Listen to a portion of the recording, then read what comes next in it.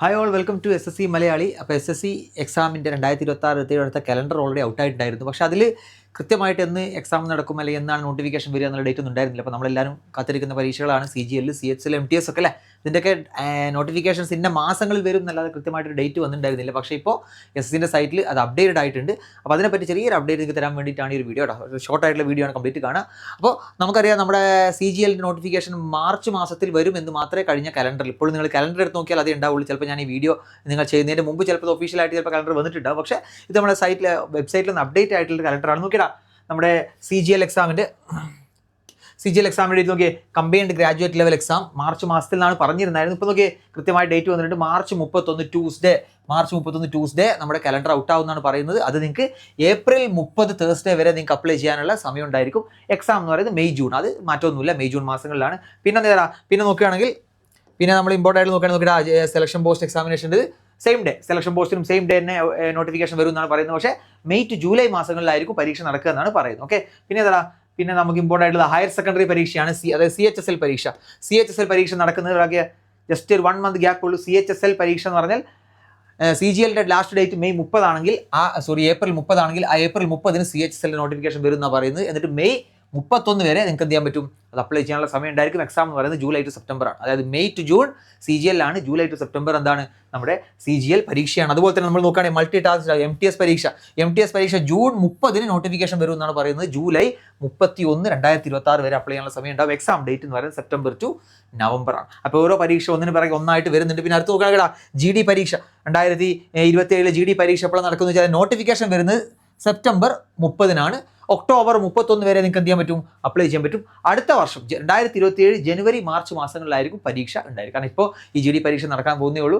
അപ്പോൾ അടുത്ത വർഷത്തേക്കുള്ള പരീക്ഷയാണ് ഇപ്പോൾ ഈ GD. അപ്പോൾ GD കുറച്ച് ഡിലേ ആയിരിക്കും. ബാക്കി എല്ലാം കൃത്യമായി നോക്കിയേ, ഈ മാസം മാർച്ച് 16 31 CGLൻ്റെ നോട്ടിഫിക്കേഷൻ വരും. അത് കഴിഞ്ഞാൽ ഏപ്രിൽ 30 CHSL നോട്ടിഫിക്കേഷൻ വരും. അത് കഴിഞ്ഞാൽ ജൂൺ 30 നമ്മുടെ MTSൻ്റെ നോട്ടിഫിക്കേഷൻ വരും. കൃത്യമായിട്ട് ഡേറ്റ് അപ്ഡേറ്റഡ് ആയിട്ടുണ്ട് കേട്ടോ. സാധാരണ നമ്മൾ മുമ്പത്തെ കലണ്ടറിൽ മാസങ്ങൾ മാത്രമേ ഉണ്ടായിരുന്നുള്ളൂ, ഇപ്പോൾ ഡേറ്റും കൂടെ അപ്ഡേറ്റ് ആയിരുന്നു. അപ്പോൾ എല്ലാവരും നന്നായിട്ട് പഠിക്കുക. പരീക്ഷ വളരെ അടുത്തെത്തിയിട്ട് നോട്ടിഫിക്കേഷൻ വരാൻ വേണ്ടി കാത്ത് നിൽക്കണ്ട. അപ്പോൾ നിങ്ങൾ പറയാൻ വെച്ചാൽ നമ്മളെ SSC CGL ബിഗിനേഴ്സിന് വേണ്ടിയിട്ടുള്ള, ബിഗിനേഴ്സിന് ഇനി അങ്ങോട്ട് ക്രാക്ക് ചെയ്യാൻ കുറച്ച് ബുദ്ധിമുട്ടായിരിക്കും, കാരണം വളരെ കുറച്ച് സമയമുള്ളൂ. പക്ഷേ ഓൾറെഡി പഠിച്ചുകൊണ്ടിരിക്കുന്ന ആളുകൾക്ക് അവരുടെ അഡ്വാൻസ് ലെവൽ പ്രിപ്പറേഷന് വേണ്ടിയിട്ടുള്ള നിങ്ങളെ സഹായിക്കുന്ന SSCയുടെ mission batch, online live mission batch ഇന്ന് നമ്മൾ സ്റ്റാർട്ട് ചെയ്യാൻ പോകുന്നത് വൈകുന്നേരം 7 മണിക്ക് മാത്സിൻ്റെ പെർസെൻറ്റേജ് ക്ലാസ്സോട് കൂടി നമ്മൾ സ്റ്റാർട്ട് ചെയ്യുന്നുണ്ട്.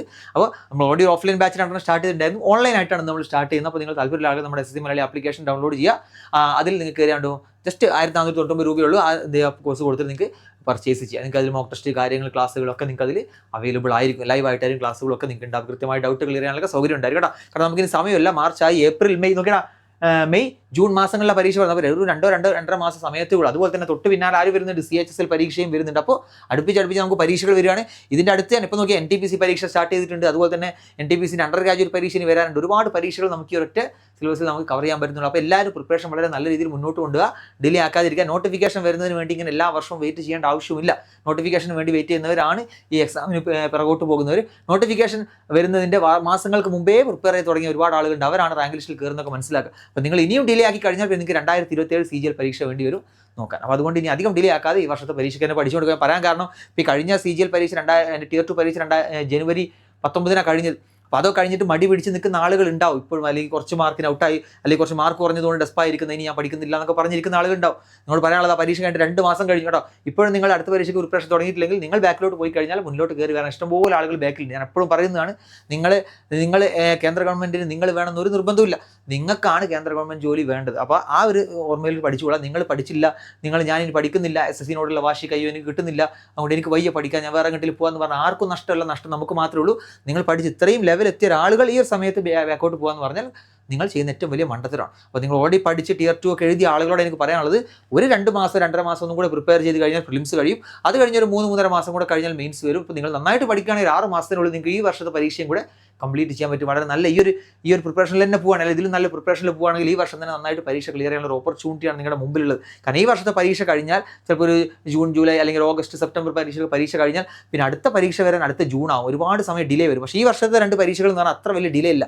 ജനുവരി പരീക്ഷ കഴിഞ്ഞാൽ മെയിലാണ് അടുത്ത പരീക്ഷ വരുന്നത്. അപ്പോൾ അത്ര വലിയ ഡിലേ ഇല്ലാത്തതുകൊണ്ട് നിങ്ങൾക്ക് ഒരു പ്രിപ്പറേഷനിൽ തന്നെ 2 പരീക്ഷ എഴുതാനുള്ള ഒരു ഓപ്പർച്യൂണിറ്റിയാണ്. പക്ഷേ ഈ വർഷത്തെ പരീക്ഷ കഴിഞ്ഞാൽ പിന്നെ 2027 പരീക്ഷ ചിലപ്പോൾ അടുത്ത ജൂണിലോ ജൂലൈയിലേക്കായിരിക്കും വരുന്നത്. അപ്പോൾ ഒരുപാട് ഡിലേ, ഒരു 5-8 മാസത്തെ ഡിലേ ഈ 2 പരീക്ഷയുടെ അടുത്ത് വരാൻ സാധ്യതയുണ്ട് കേട്ടോ. അപ്പോൾ നല്ലൊരു ഓപ്പർച്യൂണിറ്റിയാണ്, ആരും മിസ്സാക്കാതിരിക്കുക.